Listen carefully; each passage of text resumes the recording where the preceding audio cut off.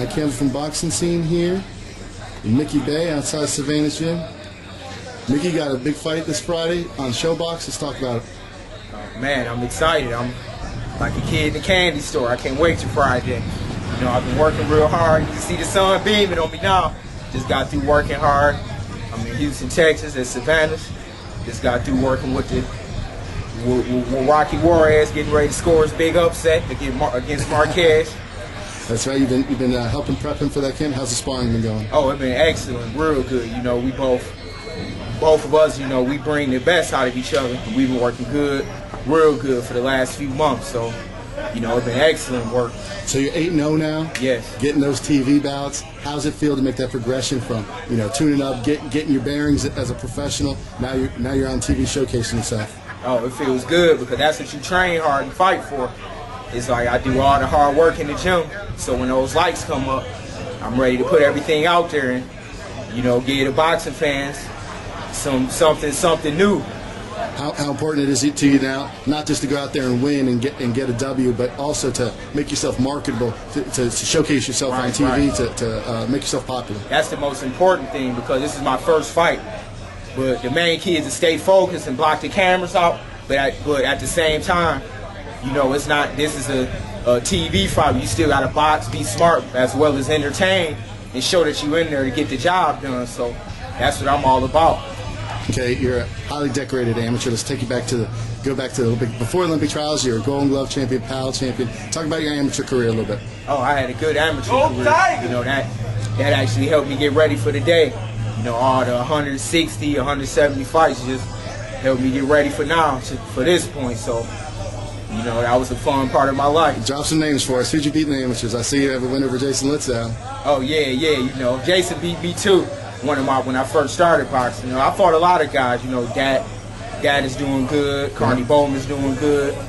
I fought so many guys I can't even remember. In fact, Dad just beat the guy you fought. Right. Yeah, Dad been doing, all those guys been doing good. So, yeah, okay. I fought a lot of guys. You made the Olympic team for USA. A little bit of disappointment. Talk about that disappointment. Oh, yeah. You know, that was a heartbreaker. Unfortunately, I caught pneumonia in the training camp. Couldn't go out there and compete and get that gold medal, but you know, I think that was meant to be. You know, everything happens for a reason. So, like, it's on now in the pros. I'm back. I can't wait to redeem myself. You're originally from Cleveland, now down here training in Houston, where your manager Jay Prince is based. What's it like down here in Houston? Oh, it's great. I love the weather up in Cleveland. It's minus 100 degrees one day, 70 degrees one day. So, you know, I love the weather. It's hot all year round. You can get good runs in. You know, you don't get sick. You can train hard. Right now, you see, I got on shorts and stuff. In Cleveland, I would have had to have on a jogging suit to stand outside. So the weather's great. A few weeks ago, we had Olympic trials here. A lot of those guys who made the Olympic team are in that same situation you are. Go ahead and give them some advice. Yeah, just stay focused. Keep your eye on the prize and know that you still got a job to do. You know, take it, do the best you can, take it as far as you can, and it's not over till it's over. Just know that. And take every fight like it's your last, and don't underestimate any opponent. Go in and do your best, do what you do, then let the outcome speak for itself. Let's talk about family. I know families are important to you.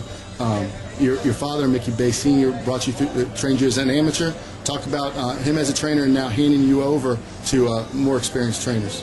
Yeah, my father, you know, he took over when we started boxing. He's like a real strict guy, so he always had us working. He actually installed the work ethic in me and my brother because, you know, before we can eat dinner, we had to do a few hundred push-ups.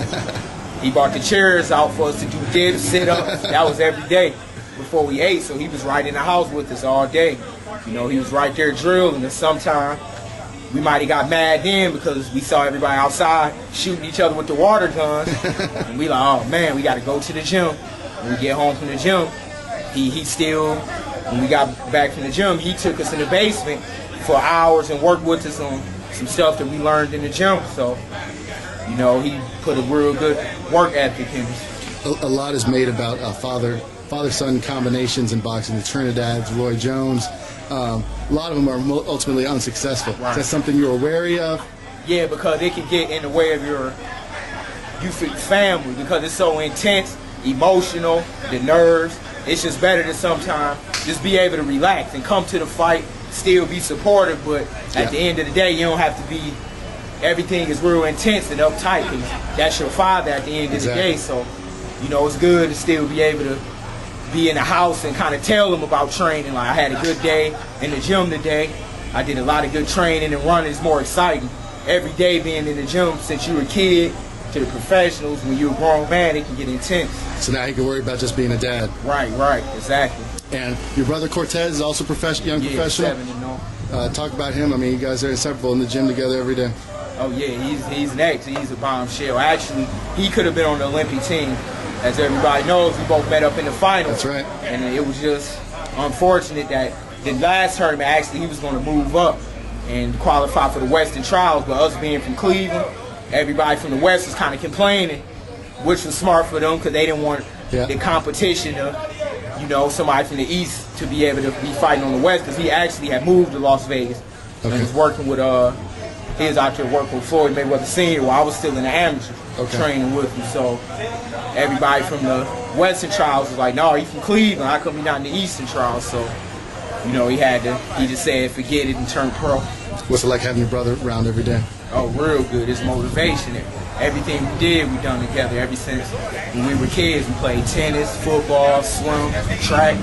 We all did it together. Even if it was outside playing freeze tag, everything was together.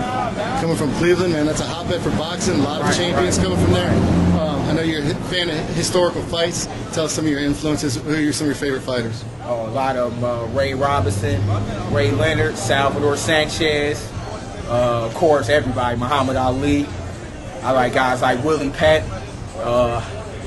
Ezra Charles. I like a lot of the older fighters. I like fighters today, but mainly my favorite fighters were from the 70s and from about the 40s to the 70s. Amen. Because they really knew the art of boxing and the science of boxing. Yeah. You see a lot of problems with youngsters coming up today. Yeah, it doesn't seem like anybody studies the craft anymore. Yeah. Not anybody, but not a lot of guys. Like, you know, a lot of guys. Everyone wants to be Roy Jones or Mike Tyson. Yeah, everybody is. It's not anymore. You don't even see fighters interested in the past. You got to look at your past to be able to evolve, because those guys were doing stuff, you know, that was natural. A lot of crafty stuff that if a fighter did today, they wouldn't know what it was. So originally, when you came out of amateurs, you signed with Roy Jones. It was a real big deal at the time. He was going to advise a lot of young amateurs. Right. And now you're with Gary Shaw. He's bringing your career along pretty nicely. Talk about him as a promoter. Excellent.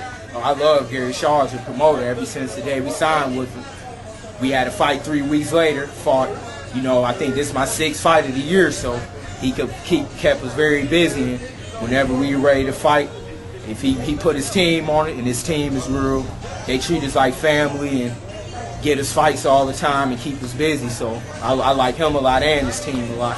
All right, and tell us about your manager, Jay Prince, what he's meant to your career so far. Oh, he's been a big influence outside of boxing since I was a kid. Just the way he handles himself, just the way he does a lot of things, his family nature. He got a lot of his childhood friends and employed and working for him. Everybody's still tight and friends, and you know, that's good. He's been a big influence mainly outside of boxing for me, just to see the way he is outside of the ring. All right, tell the fans what they should expect to see on Friday night when you get in the ring. Friday, you should expect to see it all: speed, power, defense, and I'm in there for blood. I might look lean, but I got a lot of thunder, a lot of speed, and a lot of craft, but I'm coming in for blood and guts. Right on, man. Good luck. Looking forward to seeing you. Thanks.